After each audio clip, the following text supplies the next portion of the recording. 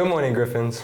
In today's show, we cover Winter Guard's award-winning season, Ask students their popular opinions, learn about an act of kindness dedicated to sickles, discuss AirPods in the classroom. and talk about some controversies with the newly released Harry Potter game. I'm Christian Velez. I'm Yulitza Santana, and the legend starts right now. While the marching season may be over, the hard work is far from done, especially for the Sickles Color Guard. Anna Bullock will tell you about their achievements.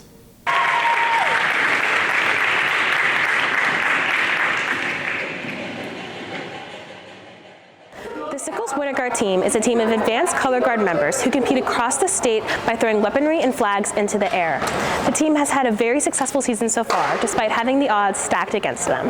Whenever you start Winter Guard, it's not necessarily that you're taught from like elementary school, middle school versus other sports. This is something that you have to learn in high school. So our freshmen are just now picking up this piece of equipment. Nadia Rios is a new member on the team. She has had to adapt to the rigorous requirements.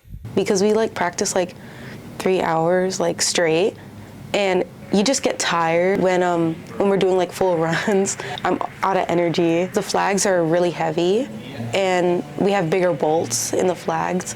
So when you're throwing them and catching them, it takes all that arm strength to really stop it. In order to get used to these strenuous conditions, Coach Allie selects captains to help teach and set an example for their teammates.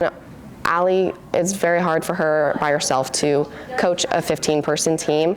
So us as captains, we kind of have to learn the work quicker than everybody else so we can kind of go and help the new people. All of our vets this year have done Winter Guard before, so that's been super helpful in teaching the rookies how to learn their new skills. The contributions of everyone on the team, either helping or learning, has led to a very successful season. We had premiere at Strawberry Crest where we took first place. We had our second show over in Orange City where we also took first place, and then this past weekend we were at Plant City where we got second. I would say our biggest way that we find success is just by doing performances in front of people. The Sickles Winter Guard team hopes to carry out their success into the rest of the season using their student leadership and their dedicated mentalities. Reporting for The Legend, I'm Anna Bullock. Do you have any unpopular opinions? Yeah, I think pineapple should belong on pizza. Well, I disagree. James went out to find out students' opinions.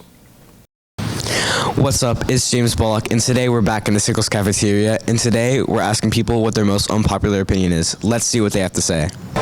What's your most unpopular opinion? I think that people showing feet on social media should be normalized again. Ew. What's your most unpopular opinion? Taco Bell is the greatest fast food restaurant ever. Agree to disagree, but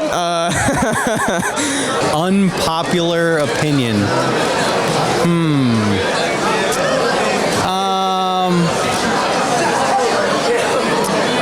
That it's okay that we don't have numbers on the parking spots in the student parking lot. It was really funny to see what people had to say today. My unpopular opinion is that TV production is the best elective. Reporting for The Legend, I'm James Bullock. With graduation right around the corner, seniors need to have all their debts paid off. But this year, there's one less debt for seniors to worry about. I will tell you more. Lunch debt is accumulated throughout the year, and for seniors, it can even be an obstacle in the way of walking the stage at graduation. Although one anonymous woman's act of kindness helped overcome this issue. Out of the blue, she called and said she had heard that if seniors have debts, they can't walk across the stage during graduation. And this really bothered her. So she called me and she asked if she could pay off all the senior debts in the cafeteria for this year. And that amounted to almost $600. And again, she doesn't even have a student at Sickles High School. Her children are grown and are in college. So I thought it was really neat that she did that. Reporting for The Legend, I'm Yulitza Santana. Next, Mr. Lunan has prepared a commercial for some breakfast options.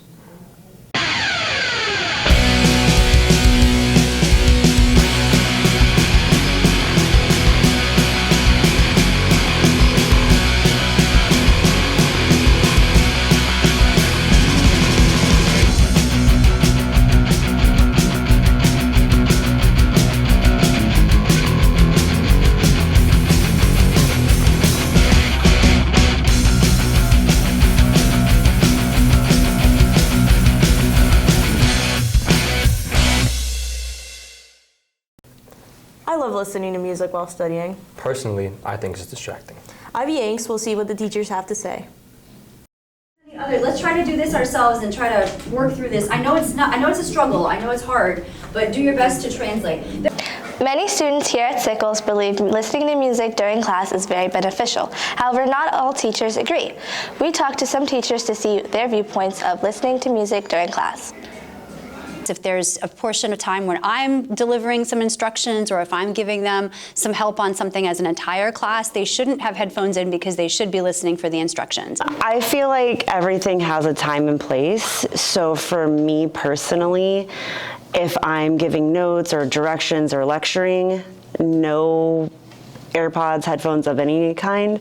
But once it's kind of like go do your own work time, I'm fine with it because I know some people like to listen to music while they're working, and I feel like that's okay as long as it's not a distraction. And for some students, they find that it's calming or relaxing or it helps them to concentrate, and that's fine.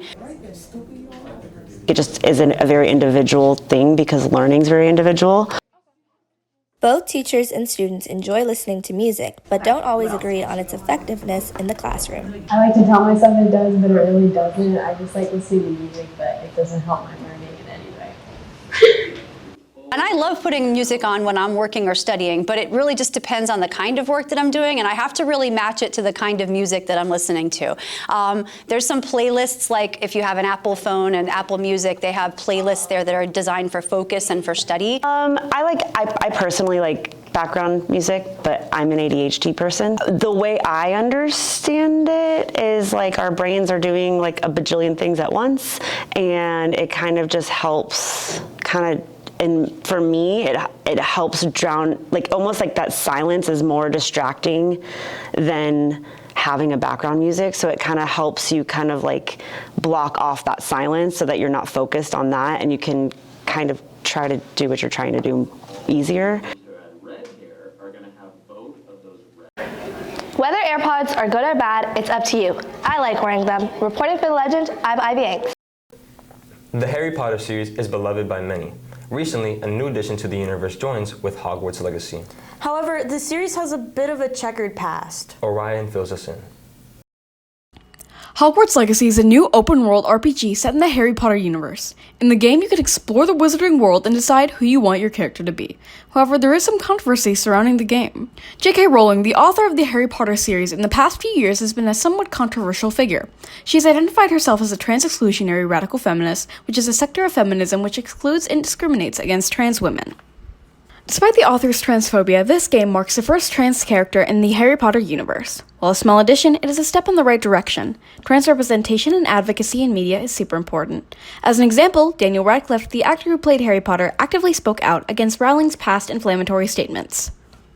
While you can remove the art from the artist, it is important to look at the influence of the artist on the art. However, as time progresses, inclusion is becoming more and more common. Reporting for The Legend, I'm Orion Boone. Thanks for watching, Griffins. And make sure to check out our new website, sicklestv.com. And follow us on our Instagram and YouTube at SicklesTV. As always, have a great day. And make good choices.